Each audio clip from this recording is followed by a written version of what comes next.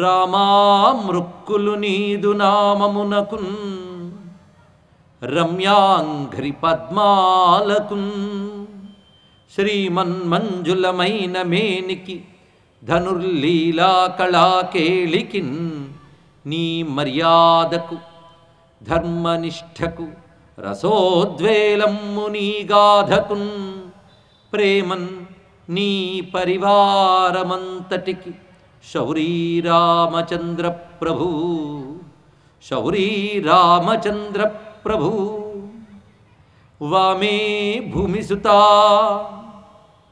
పురశ్చ హనుమాన్ పశ్చాత్ సుమిత్రాసుతః శత్రుఘ్నో భరతశ్చ పార్శ్వదళయోః వాయువాదికోణేషు చ సుగ్రీవశ్చ విభీషణశ్చ యువరాట్ తారాసుతో జాంబవాన్ మధ్యే నీలసరోజకోమలరుచిం రామం భజే శ్యామలం శ్రీరామం భజే శ్యామలం. శ్రీరామ జయ జయ రామ శ్రీ హనుమాన్ జయ జయ హనుమాన్. జాంబవత్ సుగ్రీవ హనుమత్ సీతాలక్ష్మణ భరత శత్రుఘ్న పరివార సమేత శ్రీరామచంద్ర పరబ్రహ్మణే నమో నమః. రామకథ చెప్పేటప్పుడు తప్పకుండా ఆంజనేయ స్వామి వారు ఉంటారండి. ఏదో రూపంలో ఉంటాడు. ఆయన ఏ రూపంలో ఉంటాడో మనకు తెలియదు. తులసీదాస్ అలాగే పట్టుకున్నాడు హనుమంతుణ్ణి. ఆయన రామాయణం చెప్పి హనుమంతుడి కోసం వెతుక్కున్నాడు. ఆయనకు ఒక దివ్యశక్తి హనుమంతుడు ఎక్కడున్నాడు చూపించింది ఆయన చేసిన తపస్ప్రభావం చేత. వచ్చిన వాళ్ళలో సామాన్యుల్లో కూర్చున్నట్ట. ఎందుకంటే భగవత్కథ వినడానికి వచ్చే భక్తులు ఎలా ఉంటారంటే పిలిస్తే వస్తాం, అడిగితే చేస్తాం అని కాకుండా రాముడి కోసం వస్తారు. అలా వచ్చిన వాళ్ళల్లో ఒక ఆయన సామాన్యుడు ఉన్నాడు, చూడ్డానికి పిచ్చివాళ్ళు ఉన్నాడు. తులసీదాస్కి ఒక దివ్యశక్తి చెప్పింది ఆయనకి, నువ్వు రామకథ మొదలుపెట్టు, హనుమంతుడు వస్తాడు. ఆయన ఎలా పోల్చుకోవాలో, ఆయన ఏ రూపంలో వచ్చాడు నేను చెప్తాను. అక్కడి నుంచి ఆయన రామకథ చెప్తున్నాడు కానీ హనుమంతుడు ఎక్కడున్నాడా అని దృష్టితోనే చెప్తున్నాడు. అందులో అందరికంటే ఆఖరి కూర్చున్నాడు, కానీ రావడం అందరికంటే ముందొచ్చాడు. చిట్ట చివరికి అంతా పూర్తయిన తర్వాత లేచేట. ఆ వెళ్ళిపోతున్నాడు, చూడ్డానికి బిచ్చగాళ్ళ ఉన్నాడు. ఇదిగా ఆయన హనుమంతుడు అని చెప్పాడు ఆ దివ్యశక్తి. వెంటనే తులసీదాస్ వెళ్ళి రామకథ పూర్తవగానే వెళ్ళి ఆయన పాదం గట్టిగా పట్టుకున్నాడు. ఆయన అన్నాడు, అయ్యా నువ్వు మహాపండితుడివి, నా బోటు బిచ్చగాడి కాళ్ళు పట్టుకుంటున్నావు ఏమిటి అంటే, స్వామి క్షమించు, నీకంటే పండితుడు ఎవరూ లేడు, నువ్వు రామకథా పండితుడివి, నువ్వు సాక్షాత్ పరమేశ్వరుడివయ్యా, నన్ను అనుగ్రహించు అనగానే కాంచనాద్రి కమనీయ విగ్రహమైన తన రూపాన్ని చూపించాడు ఆంజనేయ స్వామి వారు. అప్పుడు ఆంజనేయుడు అడిగాడు తులసీదాస్, నీకేం కావాలని? నాకు రాముణ్ణి చూపించవయ్యా అని అడిగాడు. ఇక్కడ అప్పుడు ఆంజనేయ స్వామి వారు అనుగ్రహించి రామచంద్ర దర్శనం పొందడానికి ఏం చేయాలో చేశారో తర్వాత కదా. మొత్తానికి రామకథ ఎక్కడ జరిగినా హనుమంతుడు ఉంటాడు. ఒక్క రూపంతో ఉండొచ్చు, ఎన్నో రూపాలతో ఉండొచ్చు, నాకు మాత్రం ఈ ప్రాంగణమంతా విరాన్ హనుమన్మూర్తే దర్శనమిస్తున్నాడు, అందులో సందేహం లేదు. చిత్రమైన అంశం అండి. కొద్ది రోజుల క్రితం గుజరాత్లో ఒక అంశం జరిగింది. హనుమంతుడు ఏ రూపంలో వస్తాడో మనం చెప్పలేం. ఇక్కడ కోతుల్ని మనం చూసినప్పుడు రామభక్తులు హనుమంతుడు అని భావిస్తారు, కానీ ఈ వానరాలు వేరు, హనుమద్ రూపం వేరు. కానీ మన కోసం ఆయన కోతి రూపంలో వచ్చినా ఆశ్చర్యపోవద్దు, ఏ రూపమైనా ధరిస్తాడు. ఎందుకంటే భగవంతుడు అల్ప ఉపాధి నుంచి మహోపాధి వరకు ఏదైనా ధరించగలడు, అందులో సందేహం ఉన్నది. ఎందుకంటే సర్వం భగవన్మయమైనప్పుడు ప్రతి శరీర ఉపాధి భగవత్ స్వరూపమే కనుక ఏ రూపంలోనే వస్తాడు. గుజరాత్లో ఒక యతీశ్వరుడు, ఒక సన్యాసి రామకథ చెప్తున్నాడు. అసలు ఉత్తరాదిలో భగవత్కథలు చెప్పేటప్పుడు చాలా బాగుంటుందండి మన దక్షిణాది కంటే. వాళ్ళు చూపించే భక్తి ప్రపత్తులు కానీ చాలా గౌరవాలు చాలా బాగుంటాయి. వేదిక కూడా చాలా విస్తారంగా ఉంది.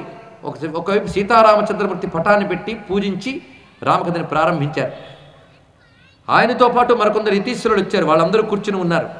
కథ అవుతూ ఉంటే ఒక వానరు వచ్చింది, కోతి వచ్చి ఆ కథ చెప్తున్న ఆయన దగ్గర కూర్చుని ఉండగా ఆయన నమస్కారం చేశాడు ఆ కోతిని. అప్పుడు ఆ కోతి లేచి ఆయన తల మీద చెయ్యి వేసింది. అంతేకాదు అక్కడున్న యతీశ్వరులు అందరి దగ్గరికి వెళ్ళి తల మీద చెయ్యి వేసి వచ్చి తిన్నగా రాముల వారి పటం వద్దకు వెళ్ళి గుప్పెడు పువ్వులు తీసుకుని సీతారామచంద్రమూర్తి పటంపై వేసి వెళ్ళిపోయింది ఆ వానరం. ఇది కొన్నేళ్ల క్రితం గుజరాత్లో జరిగితే కొద్ది రోజుల క్రితం నైమిషారణ్యంలో జరిగింది ఇదే అంశం. చూడండి ఇక్కడ ఇలా ఎన్నెన్ని సందర్భాలు మనకు కనబడుతుంటాయి. మొత్తానికి హనుమంతుడు ఏదో రూపంలోనో ఎన్నో రూపాలలోనూ ఈ ప్రాంగణంలో ఉన్నాడని స్పృహతో ఆంజనేయ స్వామికి నమస్కారం చేసుకుందాం. హనుమంతుడిని ఎందుకంటే ప్రస్తావన చేసుకున్నాం. రామాయణం చాలా మార్లు విన్నానులేండి అని అంటూ ఉంటాం, కానీ హనుమంతుడు ఇప్పటికి ఎన్ని మార్లు వినుంటాడు ఒక్కసారి ఆలోచించండి. వసంత నవరాత్రుల్లో దేశంలో అనేక చోట్ల రామాయణం అవుతూ ఉంటుంది. అన్ని భాషల్లో అనేక చోట్ల రామాయణం చెప్తూ ఉంటారు. ఇప్పుడు హనుమంతుడు ఎక్కడికి వెళ్తాడు? అన్ని చోట్ల ఉంటాడు. ఎందుకంటే సాక్షాత్ రుద్రుడు ఆయన. రుద్రుడు అనగానే సర్వవ్యాపి అయినటువంటి పరమేశ్వరుడు కాబట్టి అనేక చోట్ల అనేక రూపాలతో ఉంటాడు. ఇలా అనేక చోట్ల అనేక రూపాలతో అనేక పర్యాయాలు రామకథ వింటూనే ఉన్నాడు ఆయన. కానీ ఇప్పటికీ కొత్తగా వింటున్నట్టు వింటాడు. ఎందుకంటే భక్తులు అలా వింటారండి భగవద్గీతని. ఎలా వింటారయ్యా అంటే బాష్పవారి పరిపూర్ణ లోచనం. ఆ రామకథ వింటూ ఆనందాస్త్రులు రాల్చుతూ ఒళ్ళు పులకించిపోతూ వింటారు. ఎప్పుడు వింటే అప్పుడే కొత్తగా అనిపిస్తుంది రామాయణం. రామాయణం యొక్క రహస్యం ఇది. ఎన్ని మార్లు విన్నా కొత్తగా అనిపిస్తుంది ఇక్కడ. అందులో హనుమస్వామికి మరీను రామచంద్రమూర్తి తన అవతారాన్ని పరిసమాప్తం చేస్తూ తాను తిరిగి వైకుంఠ రామనారాయణుడిగా వెళ్ళిపోబోతూ ఉండగా తన కథతో సంబంధం ఉన్న వారందరికీ ముక్తినిచ్చాడు మహానుభావుడు. అందరూ వానర వీరులు, రాక్షస వీరులు అందరినీ కూడా సరయూ నదికి పిలిపించి వారందరితో పాటు తాను మునిగి బ్రహ్మదేవుడికి ఆజ్ఞ ఇస్తాడు రామచంద్రమూర్తి. ఇదిగో ఈ మునిగిన వారిలో ఎవరెవరి భక్తి ఎవరెవరి పుణ్యం ఏ స్థాయివో వారికి తగ్గ లోకములను వివ్వు అని బ్రహ్మకు ఆజ్ఞాపించాడు. అందులో కొందరు రామచంద్రమూర్తితో పరిచయం ఉన్నవాళ్ళు, రాముడంటే మహాప్రేమ కలిగిన వారు, రాముడంటే కాస్త గౌరవం కలిగిన వారు, ఇలాంటి వాళ్ళు ఒక్కొక్క రకాల వాళ్ళు ఉన్నారు. వాళ్ళ భక్తికి తగ్గట్లుగా ఒక్కొక్కరికి ఒక్కొక్క ఉత్తమ లోకం ఇచ్చారు. మొత్తానికి రాముడితో అనుబంధం ఉన్న ప్రతివారు సద్గతిని పొందారు. అందరినీ తనతో పాటు తీసుకువెళ్ళాడు. కానీ ఆయన హనుమంతుడిని మాత్రం నువ్వు చిరంజీవి కనుక నువ్వు ఉండాలని ఆయన అన్నాడు. ఇక్కడ హనుమంతుడు రాముడు వెళ్ళిపోతున్నాడే అని బాధపడలేదు. ఆయన ఒక్క మాట మాత్రం చెప్పాడు రామచంద్రమూర్తితో ఆంజనేయ స్వామి వారు, నీ కథ ఎంతకాలం భూమి మీద ఉంటుందో అంతకాలం నేను ఉంటాను అన్నాడు ఇక్కడ ఆంజనేయ స్వామి వారు. ఏమిటయ్యా రాముడు వెళ్ళిపోతుంటే నీకు బాధ లేదా? ఏం బాధ లేదు, రామ కథ మిగిలిందిగా చాలన్నాడు. ఎంత గొప్ప మాట చూడండి. ఇక్కడ రామ కథ ఉంటే రాముడు ఉన్నట్లే. అవునా లేదా చెప్పండి? మీ పక్కన మనిషి ఉంటాడు, వాడి గురించి మీకు ఏమీ తెలియదు, అది ఉన్నాడని స్పృహే లేదు, అప్పుడు పక్కన ఉండి ప్రయోజనం ఏముంది? కనుకనే మన పక్కన ఉండక్కర్లే, మన మనస్సులో ఉంటేనే నిజంగా ఉన్నట్టు ఇక్కడ. కనుక రామకథ వింటున్నంతసేపు రాముడితోనే ఉన్నట్లు కదా. కనుక హనుమంతుడు ఎంత తెలివైన వాడంటే ఎక్కడ రామకథ జరిగితే అక్కడ కూర్చుంటాడు, అప్పుడు రాముడు అక్కడ ఉన్నట్లే. అందుకే రామకథ ఉంటే రాముడు ఉన్నట్లే. మనలో ఉన్న రాముడిని తెలుసుకుంటే మన బతుకంతా హాయిగా ఉంటుంది ఇక్కడ. అసలు ప్రస్తుతం కలియుగంలో అనేక రకాల మానసిక రుగ్మతలు పెరిగిపోయినటువంటి రోజుల్లో, అనాచార దురాచారాల వల్ల కొత్త కొత్త రోగాలు వ్యాపించిపోతున్నటువంటి రోజుల్లో, పరస్పరం మనిషికి మనిషి పడక తీవ్రవాద ఉగ్రవాదాలు పెరిగిపోతూ ధర్మ వ్యతిరేక శక్తులు పెరిగిపోతున్న రోజుల్లో అన్నిటికీ మందొక్కటే, అది రామకథ. రామకథ అయిన ఔషధం మనకి వెళ్ళాలి. అందుకే భక్త రామదాసు మొదలుకుని ఎందరెందరో మహాత్ములు ఆ రామకథ అనే ఔషధాన్ని పానం చేసి వాళ్ళు ధరించారు, మనకి అది మార్గంగా చూపించారు. ఎవడైతే ఈ మందు పుచ్చుకుంటాడో వాడికి అనేక రోగాలు పోతాయి, అందులో ఏమి సందేహం లేదండి. మలయాళ దేశంలో ఒక టీ కొట్టు నడుపుకుని ఒక పేదవాడు ఉన్నాడు కేరళలో. టీ కొట్టు నడపడం అతని పని, మరేం లేదు ఇక్కడ. అలాంటి వాడి వద్దకు ఉత్తరాది నుంచి ఒక మహాత్ముడు వచ్చాడు, నార్త్ నుంచి వచ్చినవాడు. అక్కడ టీ తాగాడు. ఎందుకు ఈయన మొహాన్ని చూశాడు. వెంటనే ఆ టీ కొట్టువాడు ఆయన పాదాల మీద కూడా నమస్కారం చేశాడు. ఎందుకంటే ఆయనలో ఉన్న తేజస్సు చూసి ఇతను మహాత్ముడిని దండం పెట్టాడు. ఆయనకి ఎంత మనసు కరిగిందంటే కూర్చోవయ్యా అని చెప్పి రామనామాన్ని మంత్రంగా ఉపదేశం చేశాడు. వెంటనే అక్కడి నుంచి అది మహామంత్రంగా గ్రహించి ఆ టీ కొట్టి యజమాని నిరంతరం రామనామం జపం చేయడం మొదలుపెట్టాడు. ఆయన బ్రతుకు మారిపోయిందండి మొత్తం. ఇంకా టీ కొట్టు కాదు, ఇది కాదు. ఆయన ఎంత యోగిగా మారిపోయాడంటే ఆయన్ని నమస్కరించిన వారికి అనేక రకాల అద్భుతాలు జరిగేవి. ఇంకా ఆయన దగ్గరికి వెళ్ళిన వాళ్ళు ఆయన చేత్తో పండిస్తే బతుకు బాగుపడిపోయిన వాళ్ళు చాలామంది ఉన్నారు. అలాంటి మహాయోగిగా మారిపోయాడు. ఒక్క నామం జపం చేయడం వల్ల ఎంత యోగిగా మారిపోయాడు. అలా మనకి ఏ మతం వారైనా ఏ కులం వారైనా కూడా రామనామ జపంతో తరించిపోయిన వాళ్ళు ఉన్నారు. కబీర్ దాస్ కేవలం రామనామంతో మహాయోగి అయి ప్రపంచానికే మార్గదర్శకుడయ్యాడు. కనుక రామనామం అనే మహామంత్రాన్ని దీక్షలో మనందరం జపం చేద్దాం. ఎప్పుడు?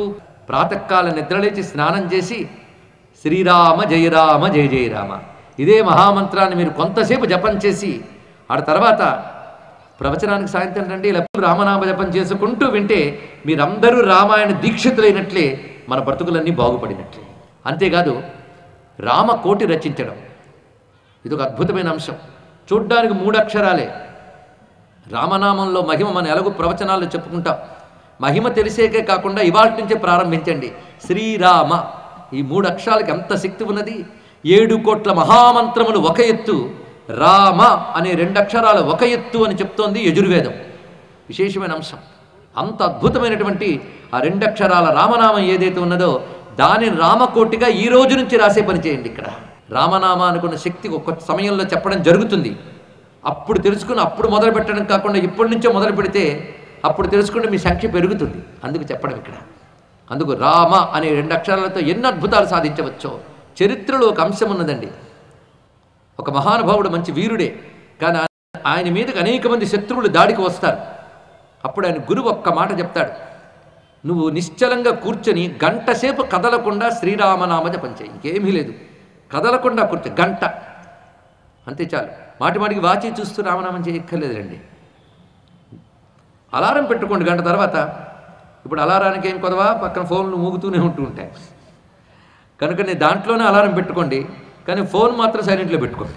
పెట్టుకుని గంట వరకు రామనామం చేయండి. శ్రీరామ శ్రీరామ శ్రీరామ శ్రీరామ జయ రామ జయ జయ రామ. అలా కానీ చేయగలిగితే ఎన్ని అద్భుతాలు జరుగుతాయో చెప్పలేం.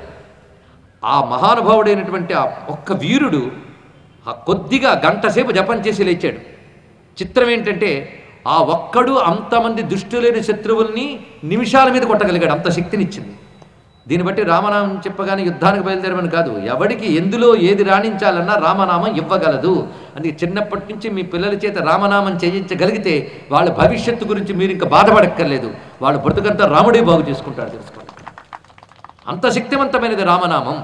రామనామం ఉంటూ ఉండగా మరేదో బాగు చేస్తోందని ఆశపడ్డామా, ఇంకేమున్నదండి ఇక్కడ. అదే రామనామం అనేటువంటి భవ్యమైనటువంటి ఆయుధం మన చేతిలో ఉంటే దేన్నైనా మనం సాధించగలం. అలాంటి నామంతో తలంచుకుంటే చాలు ఆనందాన్ని కలిగించే అందమైన రూపంతో అద్భుతమైన చరిత్రతో మన కోసం అవతరించాడు రామచంద్రమూర్తి. తలంచుకుంటే చాలు ఆనందాన్ని కలిగించే అందమైన రూపంతో అద్భుతమైన చరిత్రతో మన కోసం అవతరించాడు రామచంద్రమూర్తి. అలాంటి రామచంద్రమూర్తి అవతారం గురించి ప్రస్తావన చేస్తూ త్యాగరాజస్వామి వారు ఒక మాట అన్నారు, ఎవరికై అవతారమెత్తితువో రామయ్య, అవనికి రమ్మని పిలిచిన మహారాజెవడో వానికి మృక్కేను రామా. ఎవనికై అవతారమెత్తితువో రామయ్య. ఎవరి కోసం అవతారం ఎత్తావు స్వామి నువ్వు? ఎవరి కోసం ఎత్తాడు? ఆలము సేయుటక అయోధ్య పాలన సేయుటక. దేనికి అవతారం ఎత్తవయ్యా? దేనికి అవతారం ఎత్తేవు అంటే గొప్ప మాట అంటాడు త్యాగరాజస్వామి వారు. నువ్వు రావణాసుర సంహారం కోసము, హనుమంతుడు సుగ్రీవుడు మొదలైన వారిని అనుగ్రహించడం కోసము, లేక దశరథ కౌసల్య అహల్య మొదలైన వాళ్ళని కాపాడడం కోసమో అవతారం ఎత్తేవు అని అందరూ అనుకుంటారు. కాదు, నీ భక్తుడైన త్యాగరాజస్వామిని నన్ను కాపాడడం కోసం నువ్వు అవతారం ఎత్తేవయ్యా అన్నాడు. ఎంత బాగుందండి. కనుక రాముడు ఎవరి కోసం అవతారం ఎత్తాడు? నా కోసం అని ప్రతివాడు అనుకోవాలి ఇక్కడ. లేకపోతే నామరూపాలకు అతీతుడైన వాడు, మాటకి మనసుకి దొరకని వాడు అయిన భగవంతుడు ఒక నామంతో ఒక రూపంతో అవతరిస్తేనే కదా ఆయన గురించి చెప్పుకోవడానికి మనకంటూ కథ ఉంది. కనుక ఏ కథ లేనివాడు మన కోసం అవతరించి ఒక కథని సృష్టించాడు. ఆ కథ మనం తలంచుకుంటూ ఆయన్ని స్మరిస్తూ స్మరిస్తూ తరించిపోతున్నాం. కనుక రామావతారం మన కోసం కాదు, నా కోసం అని ఎవడికి వాడు అనుకుంటే చాలు తరించిపోతారు. ఇక్కడ శతరాగరత్న మాలికచే కీర్తించే త్యాగరాజుని బురచుటక ఎవరికై అవతారమెత్తితువో రామయ్య.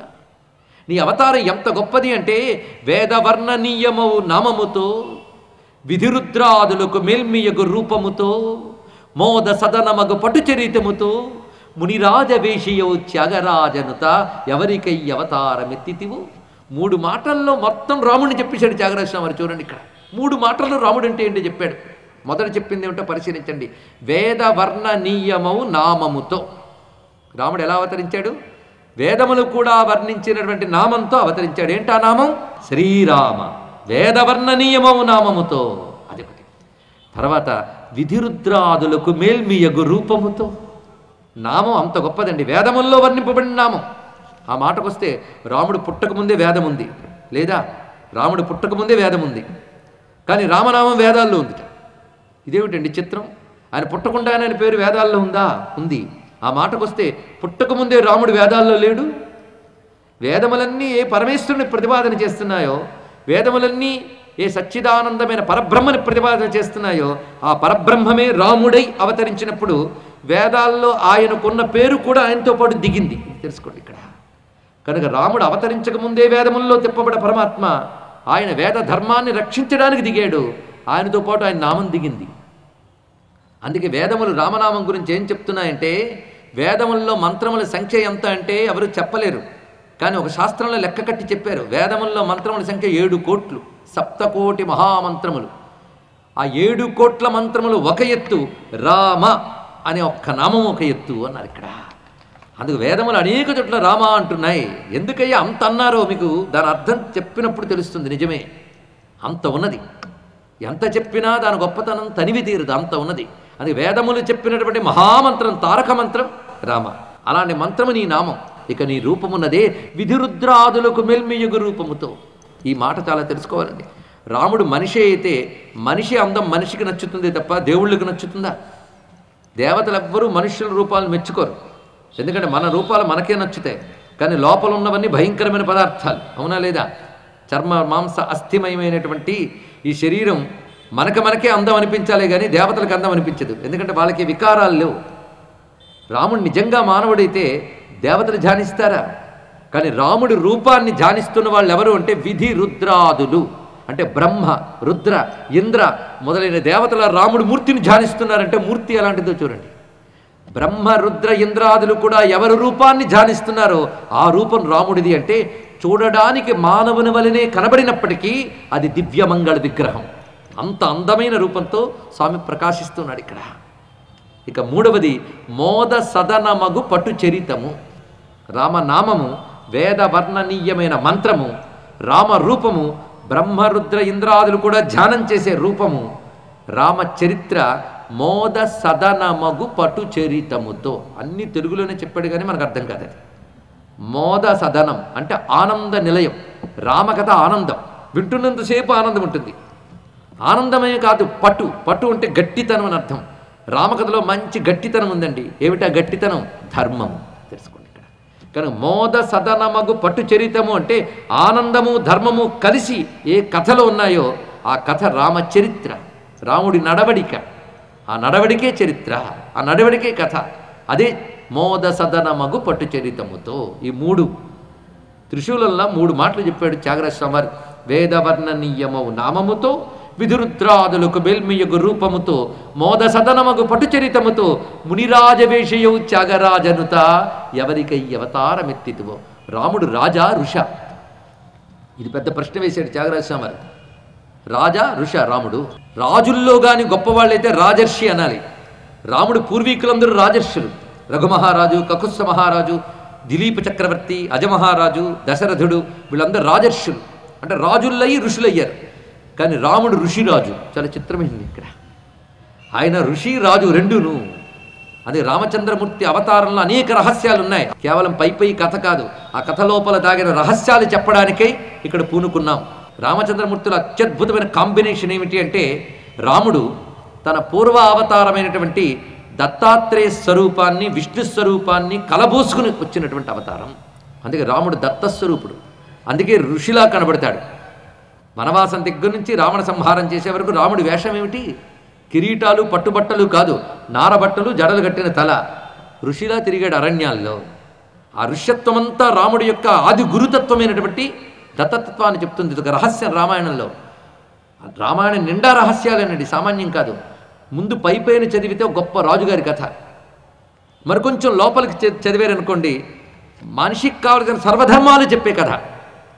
ఇంకా లోపలికి వెళ్తే ఇప్పటికి 2 చెప్పుకున్నాం. ఒక మంచి అందమైన రాజుగారి కథ, రెండవది మనకి ధర్మాలన్నీ బోధించే ధర్మశాస్త్రం, మూడవది ఏమిటి అంటే అనేక రకాల మంత్రశాస్త్ర రహస్యాలన్నీ రామాయణంలో ఉన్నాయి, నాలుగవది యోగ శాస్త్రానికి సంబంధించిన సర్వరహస్యాలు రామాయణంలో ఉన్నాయి, ఐదవది వేదాంత శాస్త్రానికి సంబంధించిన సర్వరహస్యాలు రామాయణంలో ఉన్నాయి.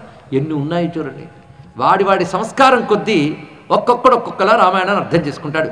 కొందరు రామాయణం అనగా మనకు అన్న ఆదర్శములు చెప్పే మహాపురుషుడి కథేనండి అంటాడు. వాడు బతుకు అంతే. కొంత నయం ఏలోగా రామాయణాన్ని పట్టుకున్నాడు.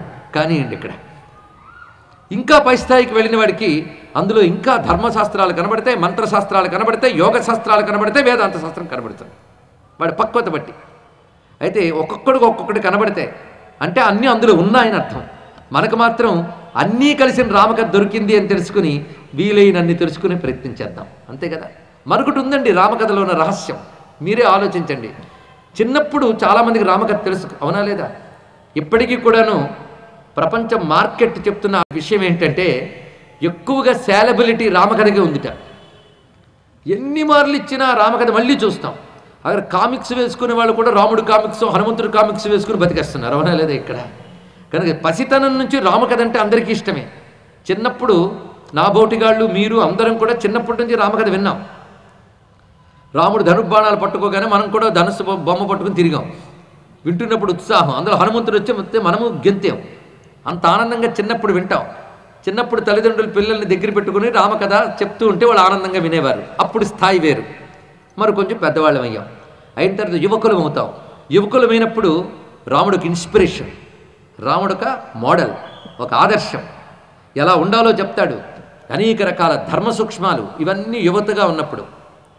క్రమంగా రామకథ చదువుకుంటూ కష్టం నుంచి బయటపడడానికి పారాయణ చేస్తూ ఉంటే ఒక మంత్రశాస్త్రాల మన బ్రతుకుల్లో బాగు చేస్తుంది.